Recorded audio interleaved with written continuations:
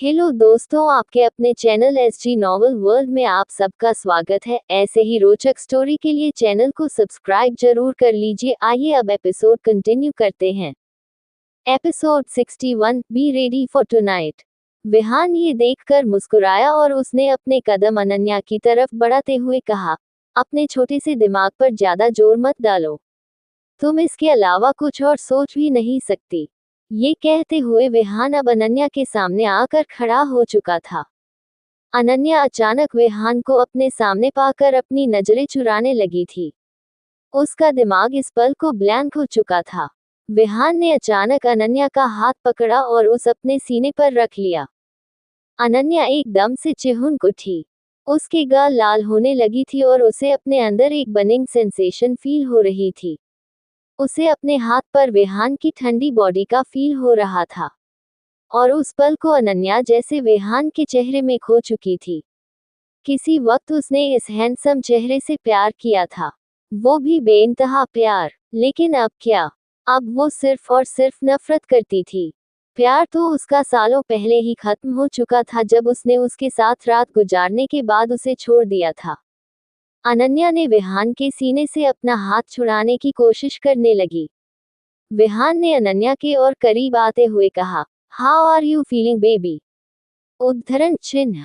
अनन्या ने तुरंत अपनी नजरें फेरते हुए थोड़ा गुस्से में कहा, Vihaan please leave my hand. उद्धरण चिन्ह। उसकी बात पर विहान ने उसका हाथ छोड़ दिया और बेड पर उसके पास ही बैठते हुए विहान ने कहा, अनु, तुम ना जब भी मुझे विहान कहकर पुकारती हो ना, I just want to only listen you. और जिन होंठों से ये वर्ड निकलता है ना, उन्हें चूम लूं। विहान की बात सुनते ही अनन्या चुप पड़ गई। उसके पास कहने के लिए कुछ नहीं था और विहान की बात सुनकर उसके गाल शर्म से लाल हो चुके थे। विहान को सिर्फ फ्लर्ट करना आता था, तभी पास्ट में इसकी इतनी सारी गर्लफ्रेंड थी। ये सब सोचते हुए अनन्या बस अब उस कमरे से बाहर जाना चाहती थी। उसके दिमाग में यही सब चल रहा था कि तभी विहान ने खींचकर उसे अपनी गोद में बैठा लिया। अनन्या की धड़कनें उस पल को बढ़ने लगी थी और वो खुद में ही सिमटने लगी थी। वो विहान से खुद छुड़ाने के लिए स्ट्रगल कर रही थी, लेकिन विहान उसे इतनी आसानी से थोड़ी जाने देने वाला था। वो अनन्या के कंधे पर अपनी चीन टीका कर उसकी कमर को सहलाने लगा था। विहान की इस हरकत से अनन्या की सांसें एकदम से भारी होने लगी थी और उसकी आंखें खुद ब खुद बंद हो चुकी थी। विहान की बाहों में अनन्या पिघलने लगी थी और वही विहान भी तो यही चाहता था। वो अनन्या को अपना बना लेना चाहता था। विहान के हाथ अनन्या की कमर से होते हुए ऊपर की तरफ बढ़ने लगे थे और इसके साथ ही अनन्या की धड़कनें बेकाबू हो चुकी थी। विहान की बॉडी से आती बॉडी वॉश की फ्रेग्रेंस ने अनन्या को किसी नशे में डाल दिया था। अनन्या विहान को खुद से दूर भी करना चाहती थी और उसका करीब होना उसे पसंद भी आ रहा था। विहान के हाथ अब अनन्या के सीने पर आ चुके थे और वो उन्हें सहला रहा था।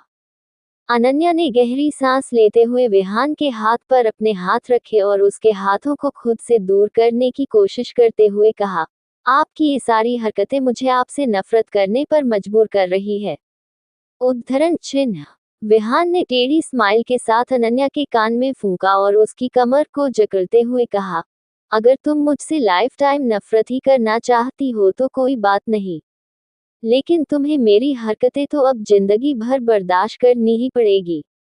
ये सब कहते हुए विहान ने अनन्या के नेक पर बाइट किया और एक बार उसी जगह किस किया, जिसके बाद उसने अनन्या को आजाद कर दिया। अनन्या अपने नेक एरिया को सहलाते हुए उठ खड़ी हुई, तो विहान उसे हो प्यार से निहार रहा था। उसने वैसे ही बेड पर लेटते हुए कहा, baby B ready for tonight, it will be very long for us, I will make you mine. उद्धरण चिन्ह। ये कहते हुए विहान ने अपनी आंखें बंद कर ली। वही अनन्या का दिल तो जैसे बुलेट ट्रेन की स्पीड से भाग रहा था और अनन्या भागकर कमरे से बाहर चली गई। विहान के चेहरे पर अभी भी एक मुस्कान थी, ये मुस्कान अनन्या को वापस अपने पास पा लेने की। अब वो इतना तो जानता था कि वो अब किसी भी हालत में अनन्या को खुद से दूर जाने नहीं देगा। कैसे, वो तो उसे नहीं पता था। वही दूसरी तरफ विराट की कार मुंबई के life care medical college and hospital के सामने रुकी। विराट ने पता लगाया था कि वीरा इसी कॉलेज अपनी पीजी कर रही थी और एक बार वीरा से बात करने के लिए आया था। अगर ये पहले की बात होती तो विराट खुद ही वीरा को इग्नोर कर देता, लेकिन जब से उसे सच्चाई पता चली थी उसके बाद उसे ये पता चला था कि वीरा ने उससे कितनी बार बात करने की कोशिश की थी। इसके बावजूद भी उसने कई बार उसे शर्मिंदा किया और बुरा भला कहा था। जब से उसकी मुलाकात हॉस्पिटल में हुई थी तब से विराट के दिल में एक अजीब सी बेचैनी थी जिसे वो चाह कर भी मिटा नहीं पा रहा था। लंच टाइम हो चुका था और जहां तक उसने पता लगवाया था कि इस कॉलेज का लंच टाइम यही था। इसी वक्त विराट वीरा से मिल सकता था। वो गेट पर अपनी नजर बनाए हुए था को तभी उसने वीरा को गेट से बाहर आते हुए देखा, लेकिन अगले ही पल उसने अपनी आंखें सिकुड़ ली। वीरा किसी लड़के के साथ आ रही थी। वो दोनों ही एक दूसरे से काफी क्लोज लग रहे थे। वो लड़का भी वीरा के ही उम्र का था और वीरा के हाथ से बुक्स लेने की कोशिश कर रहा था। विराट के ये सब देखकर तो तन बदन में आग लग चुकी थी। क्या इन दोनों के बीच कुछ चल रहा है? ये सवाल ही विराट को पागल बनाने के लिए काफी थी। लेकिन विराट ने फिर भी अपने इमोशंस पर काबू किया और अपने कदम वीरा की तरफ बढ़ाए। वीरा और वो लड़का आज के क्लास के बारे में डिस्कस करते हुए जा रहे थे कि अचानक उनके सामने विराट आ गया।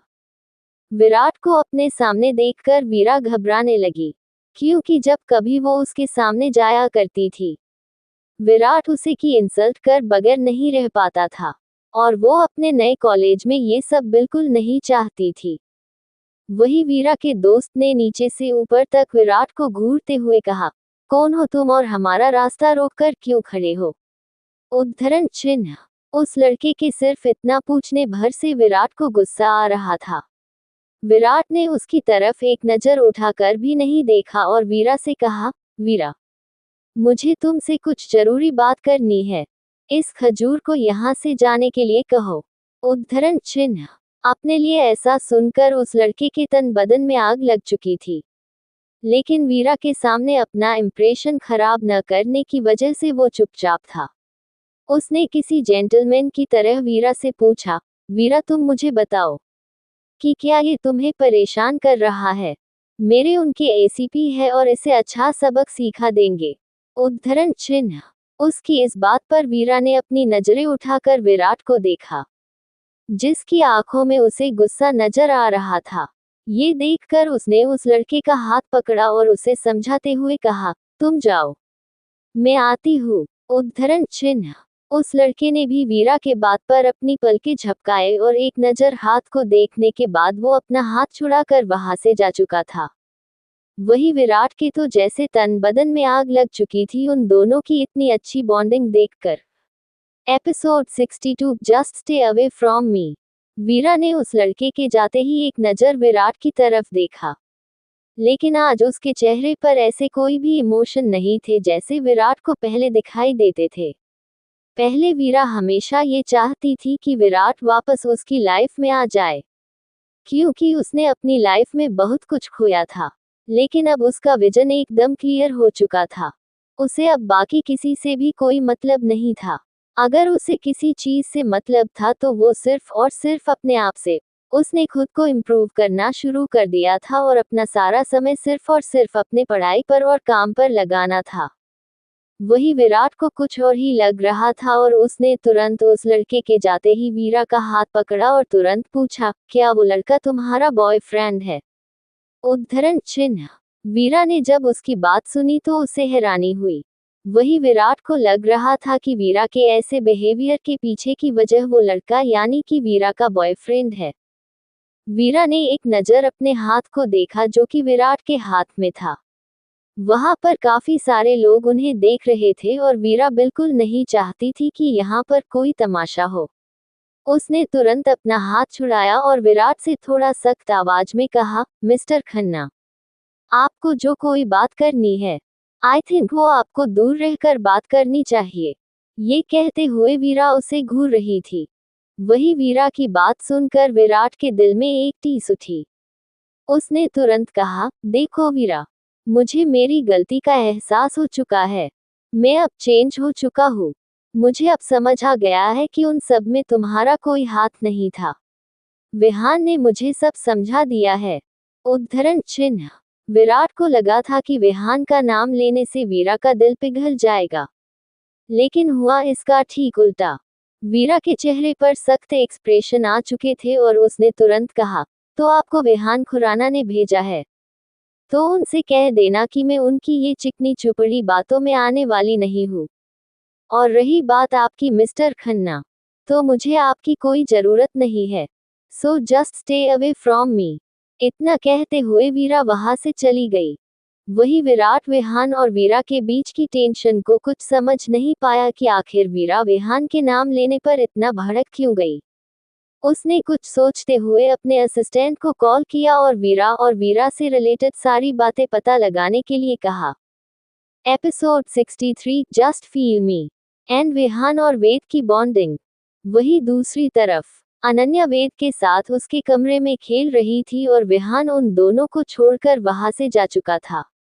अनन्या काफी देर तक वेद के साथ खेलने के बाद थक चुकी थी और अब वो दोनों डिनर करके कमरे में आ चुके थे। अनन्या भी वेद के साथ उसके ही कमरे में सो चुकी थी। वही विहान अभी तक नहीं आया था।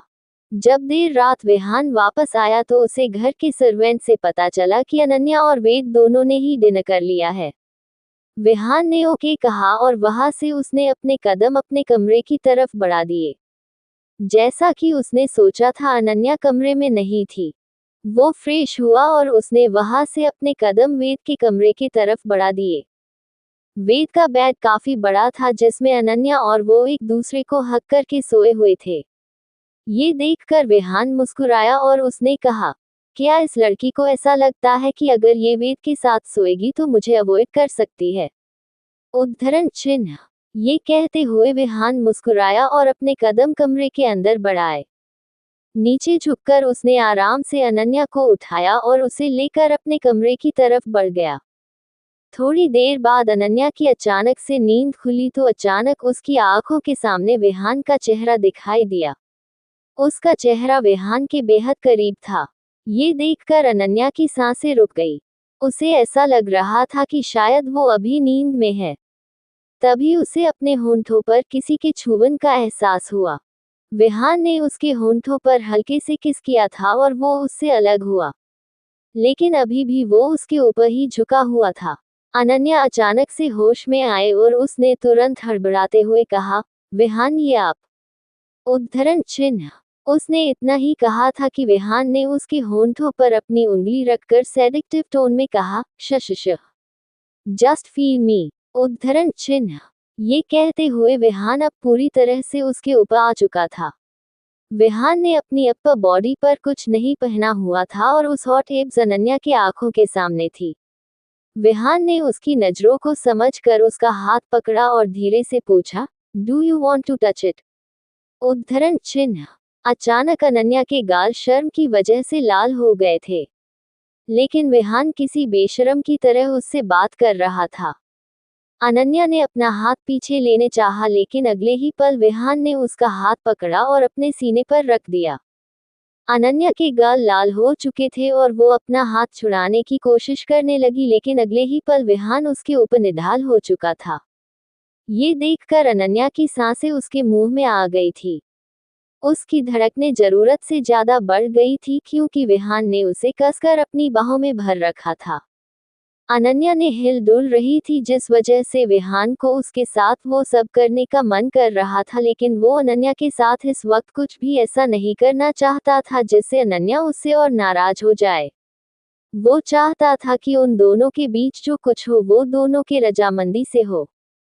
विहान ने अनन्या के नेक पर किस करते हुए अपनी गहरी सांसें उसके नेक पर छोड़ते हुए कहा, बेबी आई स्वेयर, अगर तुम इसी तरह से मूव करती रही तो मेरे लिए ये टॉलरेट करना बहुत मुश्किल हो जाएगा एंड ये रात तुम्हारे लिए काफी लंबी हो सकती है। इतना कहते हुए विहान ने एक जोरदार बाइट अनन्या के नेक पर कर दिया। अनन्या के मुंह से एक आह निकल गई। इसके साथ विहान अनन्या को उसी तरह से बाहों में लिए सो चुका था। विहान के लिए ये रात काफी सुकून भरी थी, वही अनन्या के लिए तो जैसे ये सब किसी टॉर्चर से कम नहीं था। विहान ने उसे अपनी सख्त बॉडी के तले दबोच रखा था और इसी वजह से अनन्या के मन में काफी अजीब अजीब ख्याल आ रहे थे। रात भर वो इस डर में सो ही नहीं पाई कि कहीं रात में विहान उसके साथ कुछ कर ना दे। लेकिन विहान रात में एक बार भी जगा तक नहीं। वो कसकर अनन्या को अपनी बाहों में भरे हुए ही सो चुका था। इस बात से अनजान कि एक तूफान उसकी जिंदगी में आने के लिए उसका इंतजार कर रहा था। अगली सुबह विहान अनन्या से पहले ही जाग चुका था। आज काफी सालों बाद उसे इतनी अच्छी नींद आई थी, जिस वजह से उसे आज काफी फ्रेश फील हो रहा था। उसे जिस सुकून की तलाश थी वो अनन्या के पास ही थी। आंखें खोलते ही उसके आंखों के सामने अनन्या का खूबसूरत चेहरा दिखाई दिया। अनन्या जस्ट थोड़ी देर पहले ही सोई थी और वो सोते हुए किसी खरगोश की तरह दिखाई दे रही थी। विहान ने एक बार फिर उसे कसकर अपनी बाहों में भर लिया और उसके माथे पर किस करके वो उठ चुका था। वो वहां से अपने कदम वेद को देखने के लिए उसके कमरे की तरफ बढ़ा चुका था। विहान को लगा था कि वेद अभी भी सो रहा होगा, लेकिन उसे ये देखकर हैरानी हुई कि वेद सुबह उठ चुका था। इतना ही नहीं, वो रेडी होकर अभी पढ़ाई कर रहा था, जबकि अभी सिर्फ सुबह के 6:30 बजे थे। विहान अपने बेटे को काफी एडमायर कर रहा था और साथ ही साथ वो अनन्या के डेडिकेशन और मेहनत को भी एडमायर कर रहा था कि उसने वेद की परवरिश कितनी अच्छे से की थी। वेद ने जब कमरे के डोर पर विहान को देखा तो उसने काफी रिस्पेक्टफुली अपने डेस्क पर से उठकर अपना सर झुकाकर विहान को ग्रीट किया। ये देखकर तो विहान और भी हैरान था। विहान चलकर अंदर आया और उसने वेद को अपनी गोद में उठाते हुए पूछा, बेबी, आप इतने जल्दी क्यों उठ गए? आपकी स्कूल शुरू होने में अभी वक्त है। उद्धरण चिन्ह। इस पर वेद ने अपनी बाहें विहान के गले में लपेटे हुए कहा, एक्चुअली डैडी, वेद ने काफी दिनों से स्कूल का होमवर्क मिस किया था और वेद को कभी भी अपना होमवर्क मिस करना पसंद नहीं है। इसलिए वेद ने अपना पेंडिंग होमवर्क कंप्लीट कर दिया। उद्धरण चिन्ह। विहान ने वेद की तारीफ की। वेद किसी टिपिकल बिगड़े हुए बच्चे की तरह बिल्कुल नहीं था, लेकिन विहान चाहता था कि वेद इतना भी ज्यादा पढ़ाई में ही ना रहे। वो चाहता था कि वेद बाकी चीजों में भी ध्यान दे, जैसे कि गेम्स खेलना, फ्रेंड के साथ घूमना, शरारत करना और भी बहुत कुछ। लेकिन विहान ने जितना वेद को जाना था वो एक गुड बॉय था जिसमें कोई भी फॉल्ट नहीं था। इसलिए विहान ने कुछ सोचकर वेद से कहा, बेबी, क्या आप डैडी के साथ जिम करोगे? उद्धरण चिन्ह। वेद के लिए ये चीज बिल्कुल नई थी। उसने थोड़ा एक्साइटमेंट के साथ कहा, क्या वेद भी जा सकता है? उद्धरण चिन्ह। यस बेबी, विहान ने उसके गाल को हल्के से चूमते हुए कहा। वेद ने एकदम चहकते हुए कहा, ओके डैडी। वेद अभी चेंज करके आया।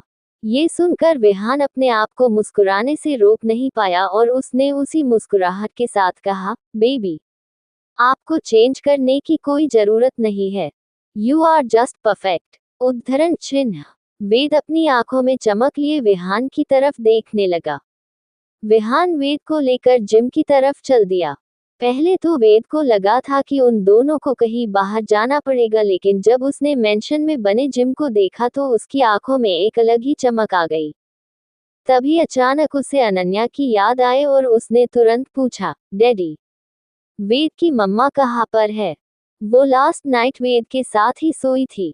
उद्धरण चिन्ह। इस पर विहान को याद आया कि उसने किस तरह से अनन्या और वेद को अलग किया था और अनन्या को लेकर अपने कमरे में आ गया था। सच तो ये था कि उस वक्त सच ने विहान को अपने ही बेटे से जलन हो रही थी, लेकिन उसने ये बचकानी बात नहीं अनन्या को बताया, ना ही वो अब वेद को बता सकता था। ये तो बिल्कुल वेद की तरह ही हुआ कि जैसे वो अनन्या और वो विहान को देखकर जेलस फील कर रहा था। विहान ने वेद को नीचे छोड़ा और कहा, आपकी मम्मा उनके कमरे में सो रही है। आई थिंक उन्हें रेस्ट की जरूरत है। उद्धरण चिन्ह। इस पर वेद मुस्कुराया। एपिसोड 64 तड़प। ये सुनकर वेद ने मुंह बना लिया, लेकिन अगले ही पल विहान ने उसे गोद में उठाया और उसके साथ जिम करने लगा। आज उन दोनों ने जे काफी फन किया था। इस वक्त विहान के ऊपर वेद बैठा हुआ था और विहान पुशअप्स कर रहा था। उन दोनों के बीच काफी खिलखिलाहट हो रही थी। वेद ने हंसते हुए विहान से कहा, ओ डैडी, आप तो बहुत ही ज्यादा पावरफुल है। उद्धरण चिन्ह। विहान वेद की तारीफ पर अपने आप को मुस्कुराने से रोक नहीं पाया। ऐसे ही उनकी हंसी ठहाके की आवाज जैसे अनन्या के कानों में पड़ी, जो कि अभी अभी सोकर उठी थी। उसने अपने कदम जिम की तरफ बढ़ाए। वहां आने के बाद उसने जो सीन देखा वो उसके लिए बिल्लियों अनएक्सपेक्टेड था। विहान शर्ट लेस होकर पुशअप्स कर रहा था और वेद उसकी पीठ पर उछल कूद कर रहा था। वही विहान के चेहरे पर इन सब से कोई शिकन नहीं थी, बल्कि उसके चेहरे पर एक स्माइल थी। उसकी पूरी बॉडी पसीने से लथपथ थी। ये देख अनन्या के दिमाग में जैसे ही विहान का अपने बेहद करीब होने का सीन याद आया और वो अपने आप को ब्लश करने से रोक नहीं पाई। अनन्या को लगा कि वेद की हरकतें विहान को हर्ट भी कर सकती है और कहीं वेद खुद भी इसमें हर्ट ना हो। ये सोचकर वो जल्दी से उनके पास गई और उसने वेद को अपनी गोद में उठाकर उससे कहा, वेद आप तो गुड बॉय हो ना। डेन आप क्यों डैडी को परेशान कर रहे हैं? इस पर वेद का मुंह बन गया। वो कुछ कहता इससे पहले विहान उठ खड़ा हुआ और उसने टॉवल से अपना पसीना पोंछते हुए कहा, बेबी, ऐसी कोई बात नहीं है। मेरा बेटा मुझे बिल्कुल भी परेशान नहीं कर रहा था। We both are just enjoying. ये कहते हुए विहान ने वेद को अनन्या की गोद से ले लिया। अनन्या ने ये देख और सुनकर अपना मुंह खोल लिया। उसे इस बात से भी हैरानी हुई कि वेद कितनी आसानी से विहान से घुल मिल चुका था और वो इस बार विहान के पास जाने के एक बार भी हिचकिचाया तक नहीं। तभी विहान ने वेद को प्यार से कहा, बेबी नाउ आप जाओ और गुड बॉय की तरह स्कूल के लिए तैयार हो जाओ। आपके कमरे में एक आंटी है जो आपकी हेल्प कर देंगी। उद्धरण चिन्ह। ये सुनकर वेद ने तुरंत उसकी बात मान ली और उछलते हुए जिम से बाहर चला गया। उसके जाते ही विहान अपनी एक आईब्रो उठाकर अनन्या को देखने लगी। वही अनन्या का दिल जोर से धड़कने लगा। इस वक्त उस जिम ने विहान के साथ अकेले होने का मतलब किसी भूले शेर के पिंजरे में जाना। अनन्या अभी भी नाइट सूट में थी और वो काफ मेसी भी थी, लेकिन विहान को तो अनन्या हर लुक में काफी पसंद आती थी। उसने कुछ ही सेकंड्स में अपने बीच का फैसला खत्म किया और अनन्या को अपनी बाहों में भर लिया। विहान की बॉडी अभी भी स्वेट से भरी हुई थी और वो काफी वार्म लग रहा था। विहान ने अनन्या को लगाए हुए ही कहा, आई थिंक बेबी, जो काम कल रात को अधूरा छोड़ दिया था वो अभी कंप्लीट करना चाहिए। उद्धरण चिन्ह। ये कहते हुए विहान ने अनन्या के ड्रेस के जिप को निकाला। विहान ने ये सब इतना फास्ट किया था कि अनन्या को पता भी नहीं चला कि कब उसकी बॉडी से टॉप उतार कर नीचे गिर गया। अचानक उसने अपने सीने को हाथों से कवर कर लिया। इस वक्त उसने अपर बॉडी पर सिर्फ एक इनरवेयर पहना हुआ था और वो सिर्फ पजामे में थी और उसके सामने विहान, जो उसे इंटेंस नजरों के साथ उसे ही देख रहा था। अनन्या ने तुरंत पीछे पलटते हुए थोड़ा गुस्से में कहा, विहान, ये सब क्या बेहूदगी है? उद्धरण चिन्ह। विहान ने अनन्या की बात का कोई जवाब नहीं दिया और उसकी बैक पर अपने होंठों को ले जाते हुए उसने उसके इनरवेयर का हुक निकल दिया, जिसके साथ वो भी नीचे गिर चुकी थी। अनन्या की आंखें भर आई थी। वही विहान ने उसे ऐसे देखकर प्यार से कहा, बेबी, तुम इतना ज्यादा क्यों शर्मा रही हो? ये सब तो मेरा ही है और मैंने ऑलरेडी ये सब देख लिया है। उद्धरण चिन्ह।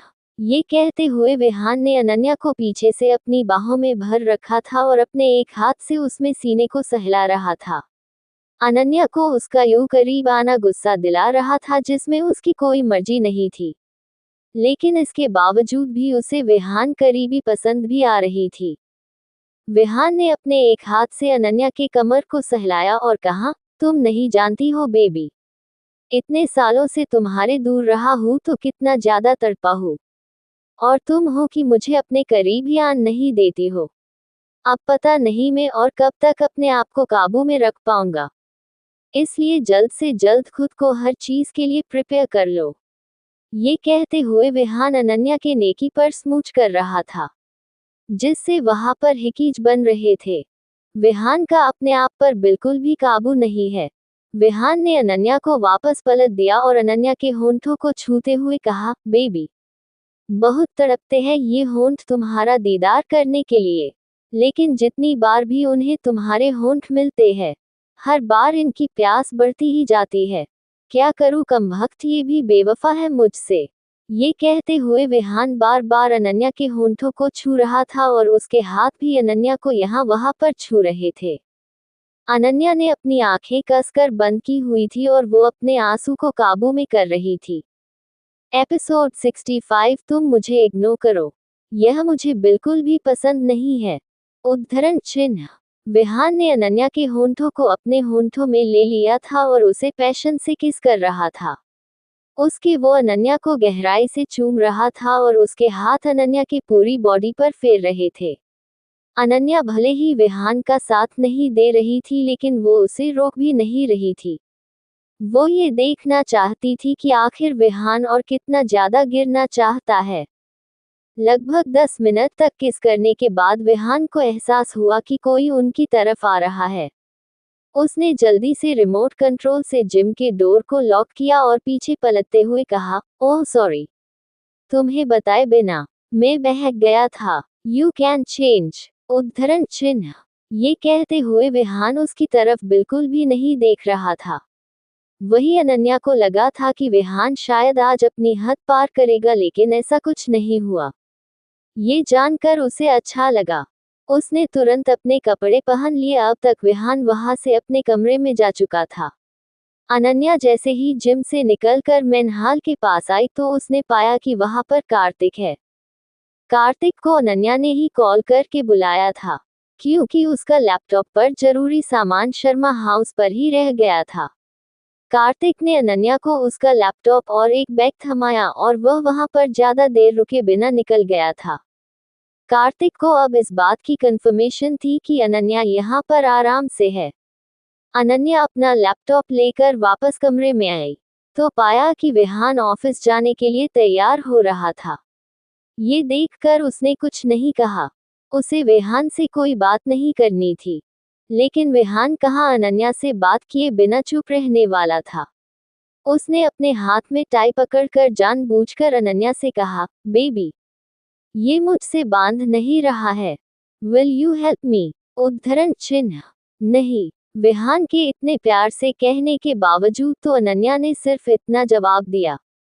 वह वहां से वॉशरूम की तरफ जाना चाह रही थी कि विहान ने उसका हाथ पकड़ लिया और एक बड़ी सी मुस्कुराहट के साथ कहा, बेबी, हस्बैंड की बात मानना पत्नी धर्म होता है। अब जब तक तुम मेरी हेल्प नहीं करती, I am not letting you to go. उद्धरण चिन्ह। अनन्या ने गुस्से में अपने दांत भींच लिए। उसने अपने आप को शांत किया और उसकी बात मान ली। उसने टाई लिया और विहान को बांधने लगी, लेकिन विहान जानबूझकर थोड़ा सा भी झुक नहीं रहा था। विहान की हाइट अनन्या से काफी ज्यादा थी।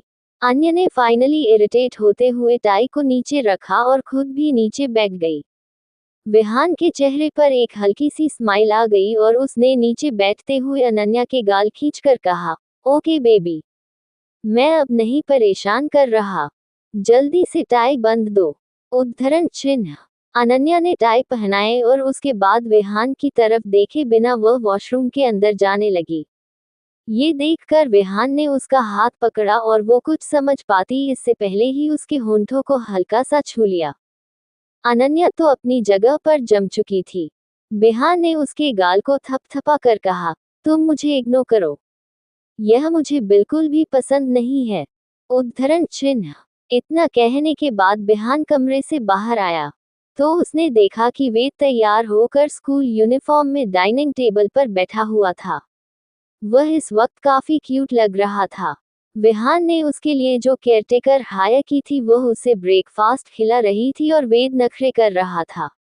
वेद ने मुंह बनाकर उसे नहीं केयरटेकर मीना से कह, मीना आंटी, आपको तो वेद को ठीक से ब्रेकफास्ट खिलाना भी नहीं आता।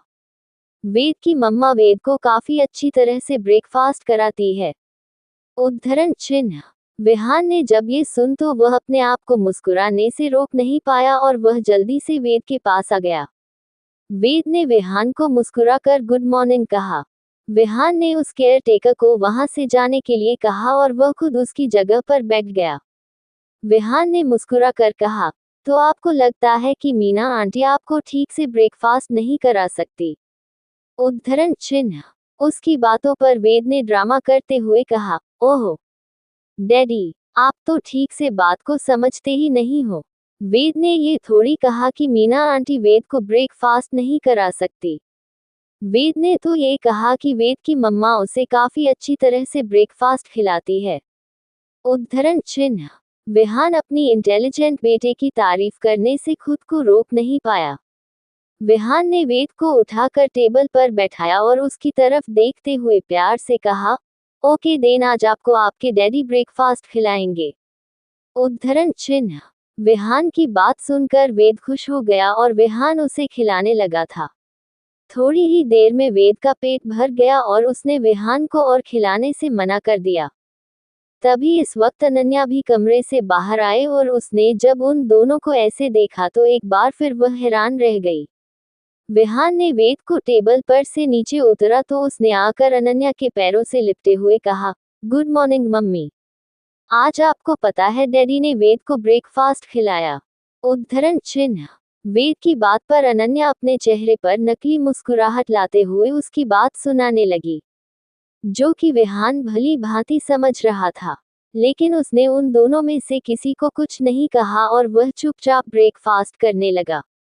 उसके चेहरे पर एक हल्की सी मुस्कुराहट बनी हुई थी। ये देखकर अनन्या बुरी तरह से चिढ़ गई। अनन्या ने विहान को घूरते हुए अपने आप से कहा, हंस लो, जितना हंसना है हंस लो। 1 महीने के अंदर आप खुद हम दोनों को यहाँ से जाने के लिए कहोगे। मैंने भी अब बहुत सह लिया आपका। मैं भी आपको दिखाती हूँ कि अनन्या शर्मा किस खेत की मूली का नाम है। उद्धरण चिन्ह। ये सब कहते हुए अनन्या ने अपने आप से वादा कर लिया था कि वह विहान को इतना परेशान करेगी कि वह खुद उसे यहाँ से निकलने पर मजबूर कर देगी। अनन्या ने भी आकर विहान को टेबल पर ज्वाइन किया, तो विहान ने उसकी तरफ देखे बिना ब्रेड का एक बाइट लेते हुए कहा, आज तुम्हें ऑफिस ज्वाइन करने की कोई जरूरत नहीं है। कुछ दिनों से तुम अस्पताल में आने जाने में काफी थक गई होगी। आज रेस्ट कर लो, कल से ज्वाइन कर लेना। लेकिन एक बात ध्यान में रहे कि तुम पार्थ के करीब भी नहीं जाओगी, वरना तुम जानती हो ना कि कॉन्ट्रैक्ट तोड़ने पर तुम्हें क्या भुगतना पड़ सकता है। उद्धरण चिन्ह।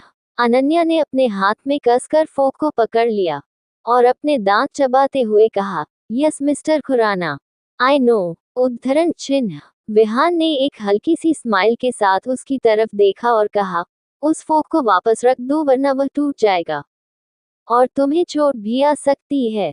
उद्धरण चिन्ह। यह इंसान अपनी बातों से एक दिन मुझे इसका मर्डर करने पर मजबूर कर देगा। बाकी का नेक्स्ट एपिसोड नेक्स्ट पार्ट में कवर करेंगे। कहानी को लाइक शेयर कमेंट जरूर करें और प्लीज लाइक भी जरूर करें। Thank you.